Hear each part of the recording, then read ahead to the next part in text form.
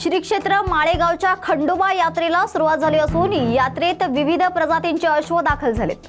तर दक्षिण भारतातील सर्वात मोठी यात्रा म्हणून ओळख असलेल्या अश्व यात्रेला सुरुवात झाली असून या यात्रेमध्ये अश्वप्रेमी हे आपले अश्व पारंपरिक पद्धतीने घेऊन येतात। त्यातच डोई फोडे बंधू यांचे अश्व दाखल झाले असून हे पाहण्यासाठी यात्रेमधील भाविक भक्त आणि नागरिकांची मोठी गर्दी पाहायला मिळते। हे अश्व वेगवेगळ्या प्रजातीचे असून या अश्वांची एक वेगळीच ओळख आहे। मारवाडी, सिंध, काठेवाड या प्रजातींचे घोडे सध्या यात्रेत दाखल झालेत। या यात्रेमध्ये सर्व जाती प्रजातीचे अश्व पाहायला मिळतात। महाराष्ट्रासह इतर राज्यातून अश्व यात्रेमध्ये दाखल होतात। माळेगाव यात्रा ही दक्षिण भारतातली सगळ्यात मोठी पशुप्रदर्शनाची यात्रा समजली जाते म्हणल्यापेक्षा इथं ते कल्चर आहे, संस्कृती आहे। बाकी तुम्हाला सारंगखेडा महाराष्ट्रात दुसरीकडे अजून इतरत्र कुठे यात्रा भरतात तिथं तुम्हाला ही संस्कृती कधीच बघायला भेटणार नाही। इथे तुम्हाला अश्व, उंट, गाढव, घोडे, श्वान ह्या प्रकारच्या जनावरांना बघायला भेटते। गायींचं प्रदर्शन भरतं, कुक्कुट प्रदर्शन भरतं। हे इतरत्र दक्षिण भारतामध्ये कुठेही प्रदर्शन हे अशा गोष्टीचं भरत नाही। आणि श्री क्षेत्र खंडोबा असल्यामुळे इथले जे मराठवाड्यातले सर्व जे काही खंडोबा भक्त आहेत ते इथं दाखल होतात आणि त्यांना खूप हे बघून आनंद होतो। पालखी निघती खंडोबाची आणि या गोष्टीने सगळं इतकं आनंदमय आणि सांस्कृतिक वातावरण भारावून जाते। इथं वाघ्या मुराळीचा पण सांस्कृतिक कार्यक्रम होतो।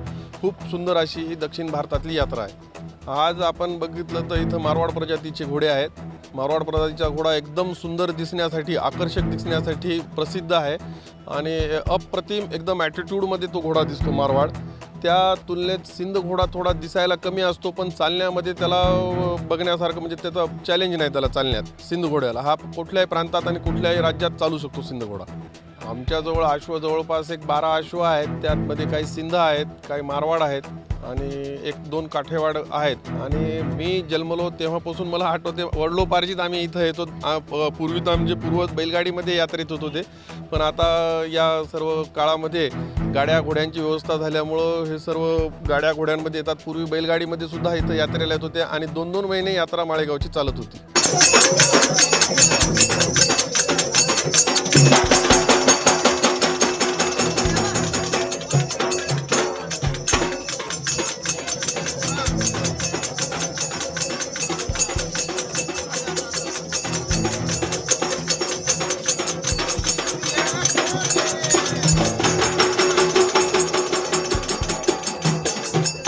अंजली दमानिया यांच्या सत्यशोधक आंदोलनाचा आजचा हा दुसरा दिवस असून त्यांनी दुसऱ्या दिवशी जिल्हाधिकाऱ्यांची भेट घेतली आहे। तर सरपंच संतोष देशमुख हत्या प्रकरणात देशमुख कुटुंबियांना न्याय मिळावा या प्रकरणात वाल्मिक कराड याच्यावर गुन्हा दाखल करून अटक केली जावी या मागणीसाठी सामाजिक कार्यकर्त्या अंजली दमानिया यांचे बीडमध्ये सत्यशोधक आंदोलन सुरू आहे। आज या आंदोलनाचा दुसरा दिवस असून जिल्हाधिकारी कार्यालयाबाहेर दमानिया यांच्या माध्यमातून आंदोलन सुरू आहे। अतिशय गंभीर अशी माहिती मिळते आणि त्याचीच काही चर्चा करायला आणि माहिती घ्यायला मी कलेक्टर ऑफिसमध्ये आले होते।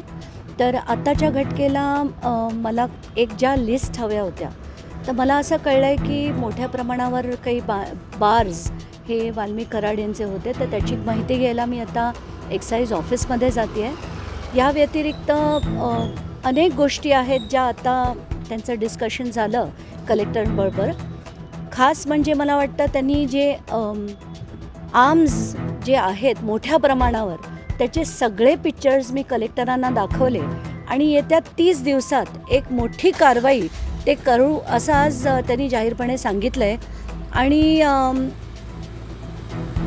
दॅट्स आता आपण ते काय करतात ह्याच्याकडे आपलं नक्कीच लक्ष राहील, पण आत्ताच्या घटकेला आम्ही इथून आता एक्साईज ऑफिसमध्ये जातो। काय चर्चा झाली? नाही, ते तर आम्ही गेस्ट हाऊसमध्ये राहत होतो, आम्ही वर होतो, ते खाली त्यांचे कार्यकर्ते भेटले म्हणून आम्ही नुसतंच होते म्हणून सदिच्छा भेट दिली। सरत्या वर्षाला निरोप आणि नवीन वर्षाच्या स्वागतासाठी पर्यटक कोकणात दाखल झालेत। तर कोकण पर्यटकांनी हाऊसफुल झालं असून सर्व हॉटेल्स, लॉजचे बुकिंग फुल झालंय।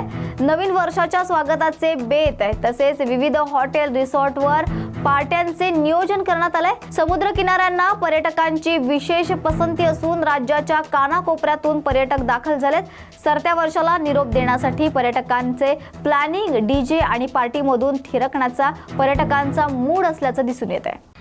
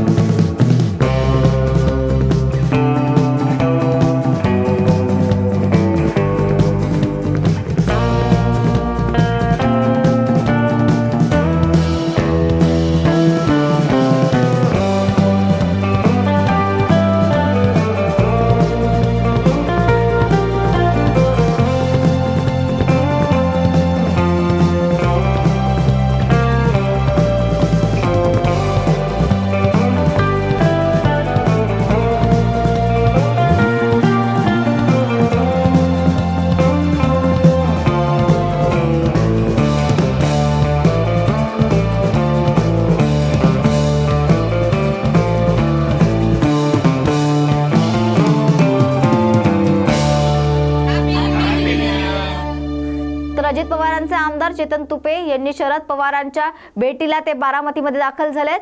शरद पवारांच्या मोदी बागेतील निवासस्थानी चेतन तुपे हे दाखल झाले असून शरद पवारांच्या कार्यालयामध्ये आज भेटीगाठीचे सत्र सुरू आहे. शरद पवार आज कार्यकर्त्यांची भेट घेत आहेत. त्यातच शरद पवारांची भेट घेण्यासाठी चेतन तुपे हे निवासस्थानी दाखल झाल्याने चर्चांना उधाण आलंय. रयत शिक्षण संस्थेचा पश्चिम विभागाचा अध्यक्ष आहे, चेअरमन आहे. त्याच्यामुळं रयत शिक्षण संस्थेच्या ज्या काही संपूर्ण पश्चिम विभागाची जी काही आमची साठी त्यांच्या विद्यार्थ्यांच्या हिताच्या अनेक गोष्टी होत्या, त्या संदर्भात मी आज साहेबांकडं आलो होतो. काल मला साहेबांच्या कार्यालयातून फोन आला होता, कारण आता वर्ष संपतोय आणि 25 सुरू होतंय आणि त्या दृष्टीने रयत शिक्षण संस्थेने काही गोष्टी राबवायच्या ठरवल्या होत्या. त्यामुळं काल मला 10:30 वाजताची वेळ पवार साहेबांनी या ठिकाणी दिली होती. केंद्रीय सामाजिक न्याय मंत्री रामदास आठवले यांनी सरपंच संतोष देशमुख यांच्या कुटुंबियांची भेट घेऊन सांत्वन केले.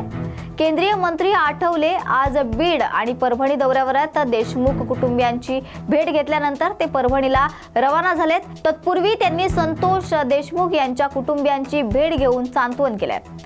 सरपंच संतोष देशमुख यांच्या हत्या प्रकरणाला 21 दिवस होत आले. यातील 3 आरोपी हे अद्याप फरार असून या फरार आरोपींचा लवकरात लवकर शोध घेऊन अटक करून मुख्य सूत्रधाराला अटक केलीच पाहिजे अशी मागणी आठवले यांच्याकडून करण्यात येते. मागणी जी आहे एकतर आता विषय तसा राज्याचाच आहे, पण तरी जर केंद्राकडे असा विषय असतो की ज्यावेळेला राज्य सरकारला किंवा पोलिसांना काही एखादी गोष्ट किंवा काही त्यामध्ये त्यांना अंदाज येत नाही, त्यावेळेला इन्क्वायरी सीबीआयकडे जात असते. पण आता सीबीआयची इन्क्वायरीचा जो विषय आहे तो राज्य सरकारने ती शिफारस करावी लागते. पण तरीही अमित शहा एक गृहमंत्री आहे किंवा गृहमंत्रालयाशी संपर्क साधणार आहे आणि गृहमंत्र्याच्या अगोदरही मी माननीय मुख्यमंत्र्यांना सांगणार आहे. आणि या प्रकरणामध्ये लोकांच्या संतप्त प्रतिक्रिया आहेत आणि आरोपी लवकरात लवकर पकडले पाहिजेत आणि जो कोणी सूत्रधार असेल त्या सूत्रधाराला लवकर पकडलं पाहिजे. पण मला या गोष्टीचं आश्चर्य वाटलेलं आहे की एवढे 22-23 दिवस होत आलेले आहे तरी कुटुंबातल्या कोणाचं स्टेटमेंट घेतलं नाही. आता त्यांच्या बंधूंचं फक्त स्टेटमेंट काहीतरी घेणार आहे, ते त्यांचं काही घेणार आहेत. पण या कुटुंबियांचं स्टेटमेंट जे आहे ते पहिल्या 2-3 दिवसामध्ये ते घेणं अत्यंत आवश्यक होतं. पण पोलिसांनी का घेतलं नाही माहीत नाही. म्हणजे अशा प्रकरणामध्ये ताबडतोब त्या कुटुंबियांची स्टेटमेंट घेतली जातात. त्यांच्या आईचं स्टेटमेंट, त्यांच्या पत्नीचं स्टेटमेंट, त्यांच्या बंधूचं स्टेटमेंट हे आता तरी लवकरात लवकर घ्यावं आणि त्यांच्या मनामधल्या ज्या शंका आहेत त्या त्यांनी ज्या मांडलेल्या असतील त्याची पूर्णपणे चौकशी करावी आणि जे राहिलेले 3 आरोपी आणि त्याचा जो सूत्रधार आहे त्याला पकडलंच पाहिजे अशी आमची मागणी आहे. जालन्यातील मोसंबी मार्केट आजपासून 7 दिवस बंद राहणार असल्याची माहिती आमदार अर्जुनराव खोतकर यांनी दिली आहे. तर सध्या उत्तर भारतात थंडीची लाट आली आहे. त्यामुळे अनेक ठिकाणी बर्फवृष्टी देखील होते। याचा थेट फटका हा जालन्यातील मोसंबी उत्पादक शेतकऱ्यांना बसतोय। उत्तर भारतात थंडी असल्यामुळे मोसंबीची मागणी घटल्याने मोसंबीला 3 रुपये किलो ते 10 रुपये किलो पर्यंतचा निश्चांकी दर मिळालाय। उत्तर भारतासह कानपूर, बनारस या मार्केटमध्ये देखील जालन्याच्या मोसंबीला विक्रीसाठी अडचणी येत आहेत। तर आजपासून पुढील 7 दिवस कृषी उत्पन्न बाजार समितीतील मोसंबी मार्केट बंद ठेवण्याचा निर्णय कृषी उत्पन्न बाजार समिती प्रशासनाने घेतलाय। दरम्यान या 7 दिवसात शेतकऱ्यांनी मोसंबी विक्रीस आणू नये असं आवाहन देखील बाजार समिती प्रशासनाने केलंय। परवाचा वाढदिवस असल्यामुळे मला काही येता नाही आलं। सुरेश म्हणला मला वाटतं तुम्ही मुंबईत आहे. नाही मी येतो तुमच्याकडे, परवा येतो, पण मी 1 तारीख झाली घेतो। सुरेश येतोय आज, परवा ना काय तुम्ही परवा मला पण नाशिकला जायचं. मग तुम्ही आता आणि उद्या 6 तारखेला 6 नाही 6 चालेल. बरं। आता कृषी मंत्री म्हणून माझी पहिली मागणी तुमच्याकडे बोला ना. की काय झालं, जालना हे मोसंबीचं हब आहे बर बर आणि आता उत्तर भारतामध्ये प्रचंड कडाक्याची थंडी असल्यामुळे मार्केट नाही। बरं. देशात कोणत्या भागामध्ये मोसंबी जाऊ शकते बर बर. ते एकदा तुमच्या अधिकाऱ्याला सांगा ना, कारण की इकडे मातीमोल भावाने मोसंबी चालली, म्हणजे रस्त्यावर लोक फेकून द्यायला लागले। तर थोडासा तुम्हाला निर्णय घ्यावा लागेल काहीतरी विचारून। आजच माहिती घेतो. आज सचिवांना बोला, तुमच्या कमिशनरला बोला आणि मग देशात उत्तर भारताच्या ऐवजी दुसरं दक्षिण भारतात कुठं पाठवतात पहा। ठीक आहे. Okay okay, thank you. सांगा भाऊ की आजपासून 7 दिवस मोसम मार्केट बंद आहे, काय तुम्ही शेतकऱ्यांना आवाहन कराल का? हा जो निर्णय बाजार समितीने घेतला तो शेतकऱ्यांच्या हितासाठी निर्णय घेतलेला आहे, कारण की बाजार आज भाव या ठिकाणी मोसंबीला नाही, कारण तसे उत्तर भारतामध्ये प्रचंड कडाक्याची थंडी पडलेली आहे। मोसंबीला उठाव नाही, व्यापारी कोणी घेऊन जायला तयार नाहीत। मग अशा परिस्थितीमध्ये शेतकरी जर बाजारामध्ये मोसंबी घेऊन येईल तर अत्यंत पडलेले दर किंवा त्याला उठावच नसल्यामुळं कोणीही विकत घेणार नाही आणि शेतकऱ्यांचा माल खराब होईल। या उद्देशाने आम्ही शेतकऱ्याला आगाऊ सूचना केली की 7 दिवस अजून माल घेऊन येऊ नका। मी आत्ताच राज्याचे कृषी मंत्री माननीय कोकाटे साहेब यांना फोनवरती बोललेलो आहे। उत्तर भारतामध्ये मोसंबी जात नसेल तर मग दक्षिण भारत किंवा इतर भागामध्ये मोसंबी सरकारला पाठवता येते का, या संदर्भातलं मी आता माननीय कृषी मंत्री मोदयांशी बोलणं झालेलं आहे। त्यांनी सांगितलं की ताबडतोब मी कमिशनर आणि माननीय सचिवांशी या संदर्भात बोलतो आणि तातडीनं काहीतरी वहिवाट लावतो। मोसंबीच मार्केट काय आहे का इतर नाही, फक्त मोसंबी मार्केट, मोसंबीचेच भाव घडलेले। शेतकऱ्यांना काय आवाहन करणार? शेतकऱ्याला सांगतो की 8 दिवस तुम्ही माल घेऊन येऊ नका, माल तोडूही नका आणि 8 दिवसानंतर परिस्थिती सुधारेल त्यावेळेस तुम्ही माल घेऊन या। स्वागत आहे। तर या होत्या आजच्या महत्त्वाच्या घडामोडी। अशाच महत्त्वाच्या घडामोडींसाठी पाहत रहा न्यूज मराठी 24/7। नवा भारत, नवा विचार।